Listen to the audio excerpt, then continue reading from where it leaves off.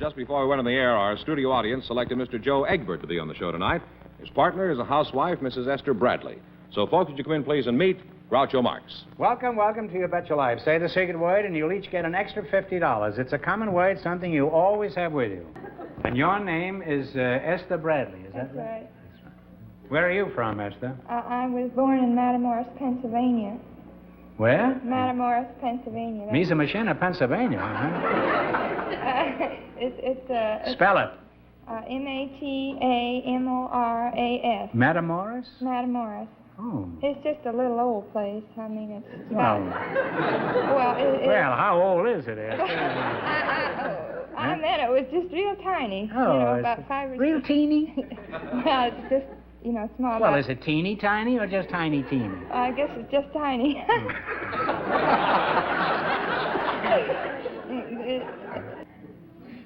Occasionally I ask people what their childhood ambitions were. Did you have any ambitions? For example, did you want to be a ballet dancer or a writer? Well, just about every time I saw a movie, I wanted to be something different, Everybody except Jesse James. Well, did you fulfill your ambition in any way? No, I went to work in a lipstick factory.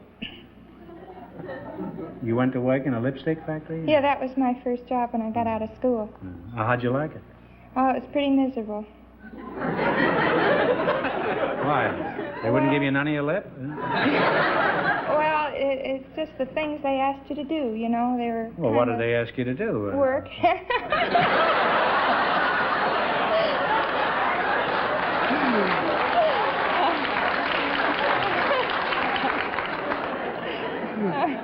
Well, that's certainly taking unfair advantage of you. I don't blame you regarding that as a miserable existence, huh? Nobody works anymore now. Well, why was it terrible, this job? Did the lipstick keep coming off on the boss, or what happened? No.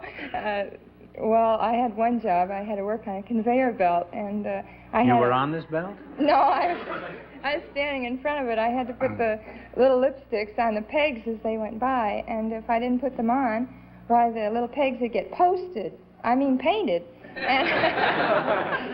you're making me nervous. Well, I could leave the room until this blows over again.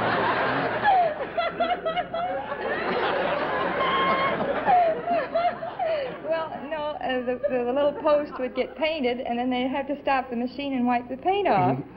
And I had a real bad cold, and I had a Kleenex in my pocket, but I couldn't stop to take it out to blow my nose because the post would get painted.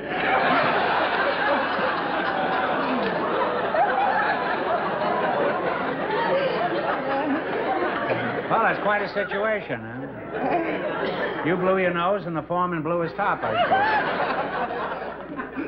suppose. Well, did he bounce you after this? No, he gave me another job. You certainly were the acme of efficiency, weren't you? Well, What happened then? Well, What kind of a job did you get then? I had to press a little lever, and it would print a little name. But I pressed the lever too hard, and it broke the die. Well, what did the foreman say this time? I don't quite remember his exact words, but he said something, if you butch this job out, you go. And he gave me the job. Well, he gave you another job? Yeah. This is the third job you had. What happened on this one? I butched it.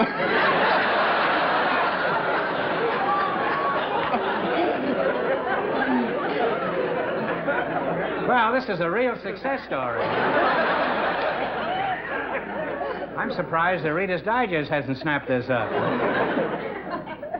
What happened then, Esther? Well, he gave me a job that I'd put the lipstick tube itself on another post and slice out the little place where the carrier goes through. So I worked at it pretty good for about half an hour, and then I sliced my thumb instead of the tube. And I couldn't go on because my thumb was sore. That's bad.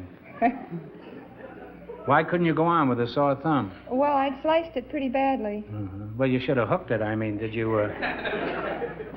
Well, after you put the lipstick company out of business, Esther, who was your next employer? What company did you pauperize next? Well, I went to work for the government.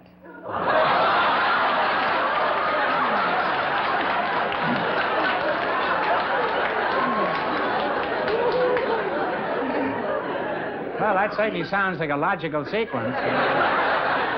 Gentlemen, we're all doomed. What kind of a job did you have this was in Washington? Yeah, Washington, What kind of a D.C. job did you have there? Well, I worked in death claims and retirement. You worked in death claims? You know, where people would send you their death certificates. I mean, not the people. Was this Their before or survivors. after, huh? Their survivors would send you death certificates. Well, at least you didn't get any complaints from the... Or did you? How long did you work in Washington? Until I broke my ankle. Well, next to the Louisiana Purchase, that's the greatest break this country ever had. Esther, do you have a job now? Yes, I work at Lockheed. Folks, next time, take the train. Well, what did you do at Lockheed besides making Douglas aircraft happy?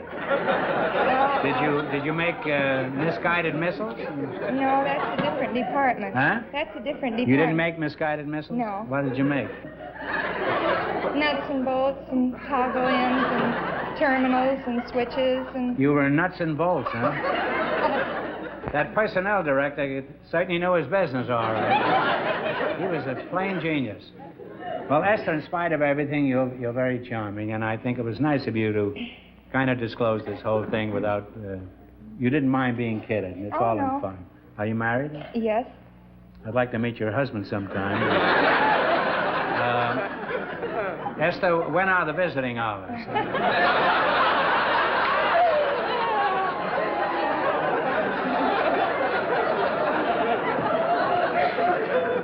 Esther, how did you meet your husband? Well, I met him before I started at Lockheed. I ran into him in a dark hall. I mean... What did you have, a crowbar in your hand or something? I mean, it wasn't well lighted, you know. It was a dark hall and It was dark. You bumped into him? Well, I was looking the other way, talking over my shoulder, and he was coming up this way, and I was going that way. No, I was coming this way, and he was coming towards me. And then you got married? Well, no, not right away. He was kind of, well, he was, he just couldn't seem to make up his mind.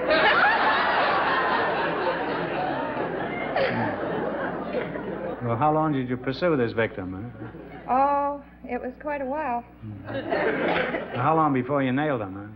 Well, about 2 or 3 years I worked on it. Well, that's putting it in a romantic way, I think. Well, what did you do to get him to show some interest in you, Esther? Well, I used to map out little plans. He was very serious, and I thought that was nice. Yeah. I mean, he was... Well, you could hardly blame him for that. Well, he knew so many things that I didn't know. And,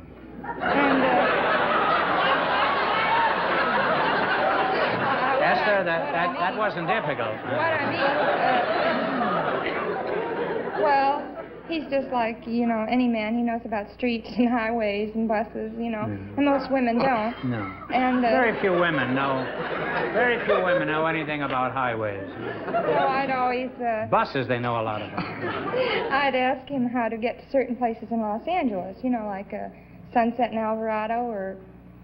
What was going on there? Nothing. I didn't even want to go there. You see, I wanted to talk to him. Well, do you know anybody that wants to go to Sunset and Alvarado? No. I don't. I don't think anybody wants to go there. Well, how did you finally land your husband? Well... Was this at Sunset and Alvarado? No. This was about 2 or 3 months later, and I was going to have an operation. And at Sunset and Alvarado? No, I was going to have it. It was next to a foot clinic. What kind of an operation? Well, it was just you know, how it was for tonsils.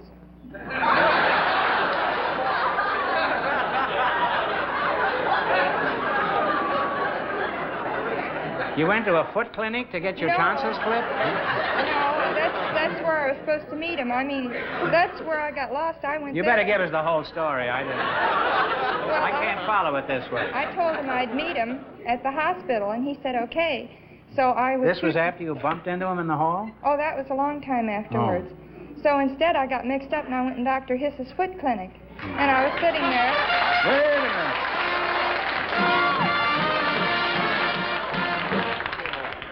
We won the duck. Well, Well, good. I think The duck was...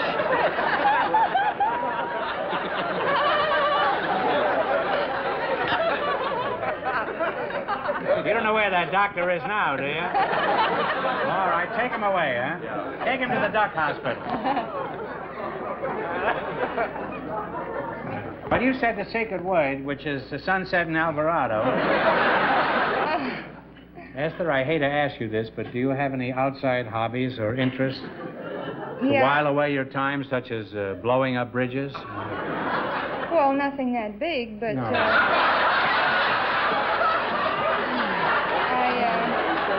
I have a few.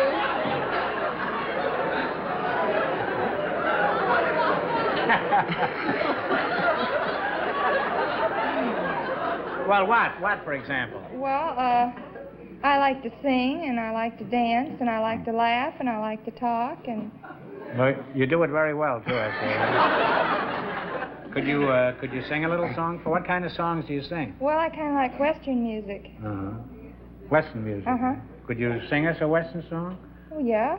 Why do you like Western music so much over Eastern music? I don't know. I guess you hear more of it. It's kind of... I get it on the car radio going home. That's what started me liking it. Oh. It's the only thing. I guess that's true. Could you give us a short sample of your singing? We have an animal inspector here, and he may be able to put in a good word for you someplace. Okay. Go ahead and make it short. You need music? Yeah, because my What? voice isn't too good. Well, You know, in, either is the music, but... you know, in Western music, they always have somebody... Home on the Range? They always have somebody right near them, you know, to drown out bad notes. It helps. Yeah. Say, could you bring up a trumpet here and play a little music for us? Come on, bring up the trumpet. What are you, Home on the Range? You know? No. How Give about... me a home, you know? How about Making Believe? Making Believe? Probably he doesn't know Making it. Believe, you know that? That's hardly a Western song. Oh, yes, Kitty It is? Wells sings it. Who? Kitty Wells. Kitty Wells. Is that near here? That's Kitty Hawk, isn't it? Well, what other... Don't you know any other Western song that's well-known? Well, You don't know Home on the Range. I don't know What all about the 16 words. Tons? no, I haven't learned that yet. That's more of a man's song. Oh. Well, could you sing 8 Tons? That's a woman's song. Well, sing anything you want, and he'll try to follow you. Okay. Come on, trumpet. I'm making believe. Well, wait a minute. Don't make believe until he gets up here, huh? I'm making believe. That's it. Come on. I'm making believe that you still love me. Leave me alone and feeling so blue. Can't hold you close when you're not near me. You're somebody's love, but you'll never be mine. All making believe. Making believe. I'll spend my lifetime loving you and making believe. Oh, making believe. That was fun.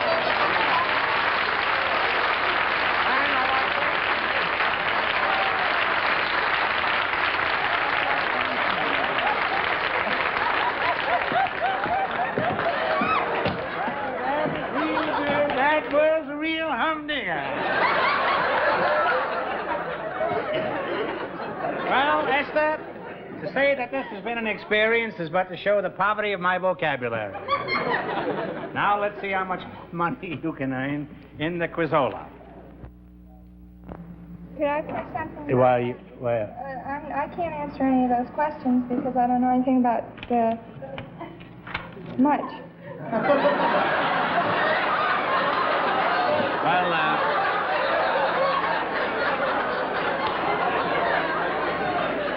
don't you know anything about anything, Esther? Well, MSP. I can give you lots of part numbers. Partner.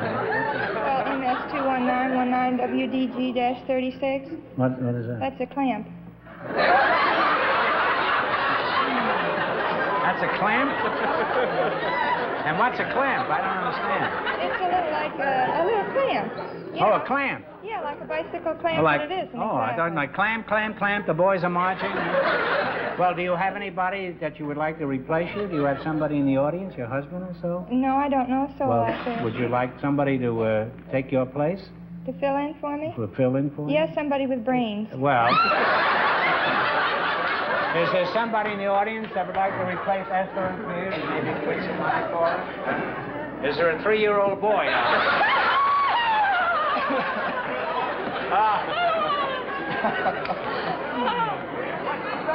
Remember, you don't get any of the money. Esther gets the money. Esther gets the money. All right. Thank you very much. Well, we ought to call out the Marines here. Sailors, huh? Now, you keep quiet, Esther. Not 3 of you now.